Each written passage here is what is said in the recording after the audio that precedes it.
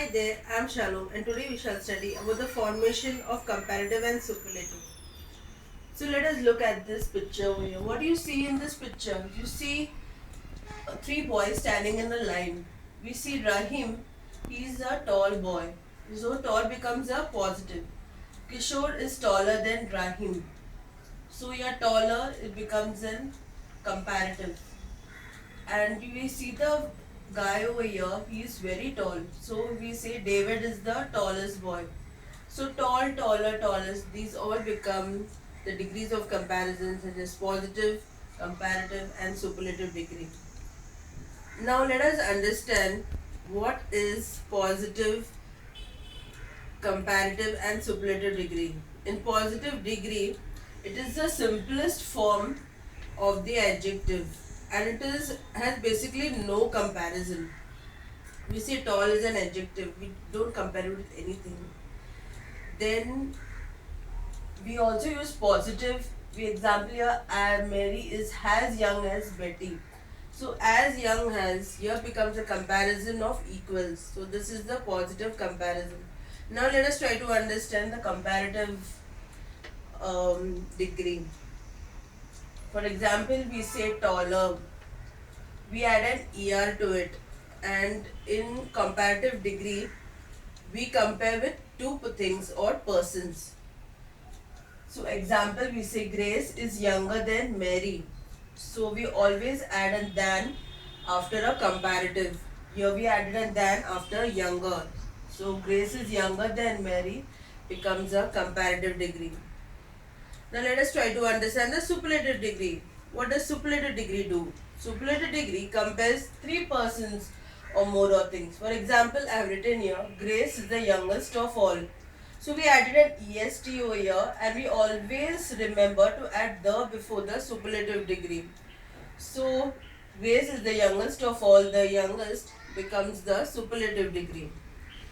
So I hope you understood the basic idea of positive, comparative and superlative degree. Now let us try to understand what is a syllable. As you see over here, tall, it is one syllable. What does a syllable mean? It means a organization of speech sound. Syllable is also means a sound beat. Suppose I say water. So wa becomes one single sound and ter becomes the second single sound. For example, we have one single syllables like cat, dog. Then we have two syllables like accept.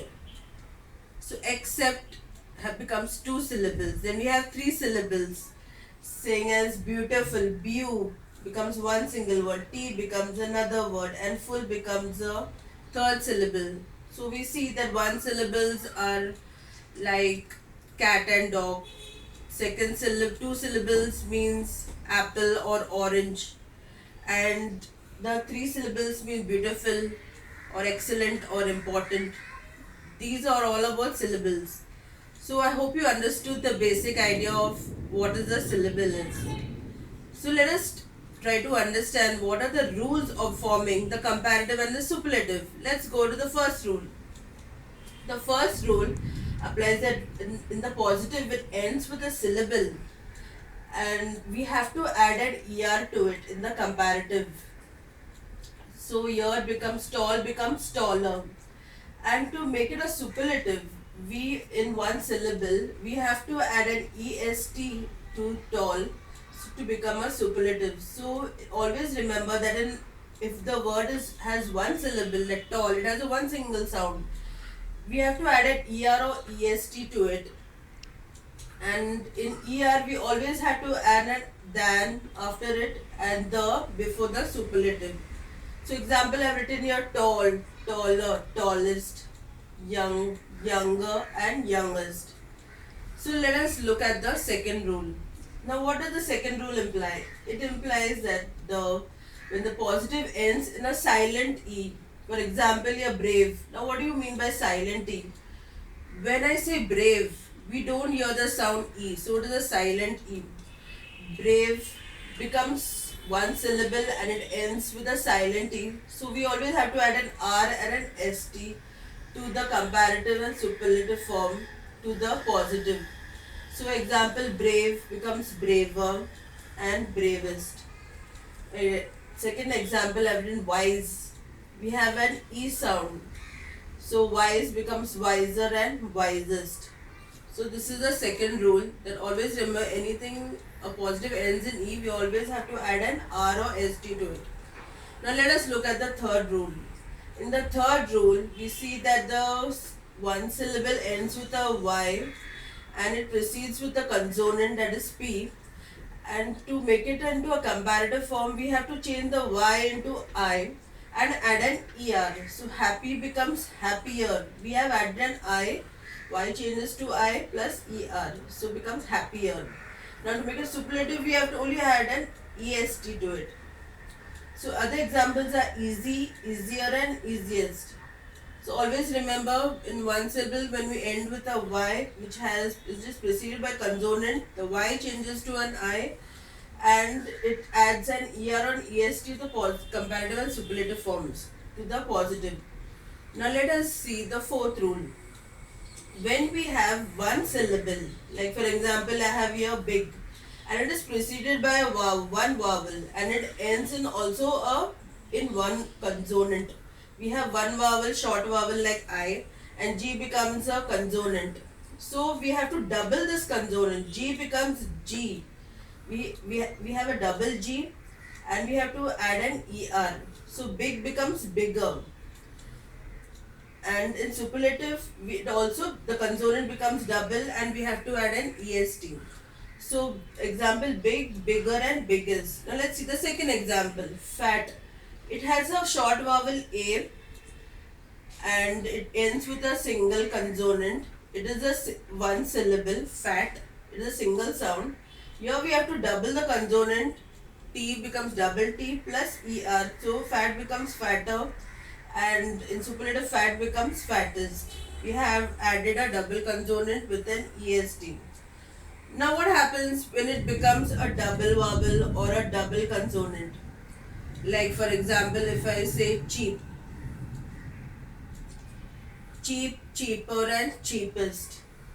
So we do not have to double the consonant over there when it is a double vowel. We only have to add an ER and EST to it. So always remember, if the word is one syllable and it has one vowel and one consonant, we have to add a double the consonant and add an ER and EST. If we have a one syllable with two vowels and two consonants, then we don't have to double the consonant. We have to only add an ER or EST to it. Now let us look at the fifth rule. Now when the positive has more than two syllables, more than two means three words, three or more, ending in full like useful, less means like hopeless, or ing, that is boring, or ed. Now we see a word here, beautiful. We see that has three speech sounds. It has three sound beats, beau, t and full. These are three syllables. So we always have if the positive has more than two syllables, that is three words, it is a big word, we always have to add more or most. We can also add less or least. Like beautiful can become more beautiful and most beautiful in the comparative and superlative form. It can also become less beautiful and least beautiful. Now let's look at the second example. Difficult becomes, obviously it has more than two syllables, diff, fee and cult. They are three words, a big word. It becomes to more difficult or less difficult or most difficult or least difficult. Now let's look at the sixth rule. There are many words like polite, cruel, simple, foolish, feeble, gentle, common, handsome, pleasant, narrow. They all accept the ER or EST or more or most. Like for example, polite becomes politer or more polite. And in superlative form becomes politest, we add an EST, or most polite, we add most before it. And other examples I have written here, simpler becomes more simple, or we can say simplest, or we can say more simple. Now let's look at the next rule.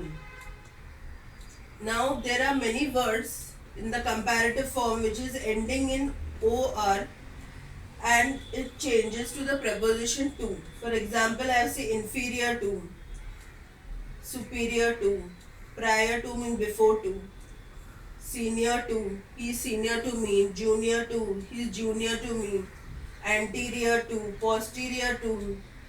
These are all comparative adjectives. Now these comparative adjectives are borrowed from Latin and they are 12 in number. These are the 7 comparative adjectives and the remaining 5 Latin comparatives are the interior.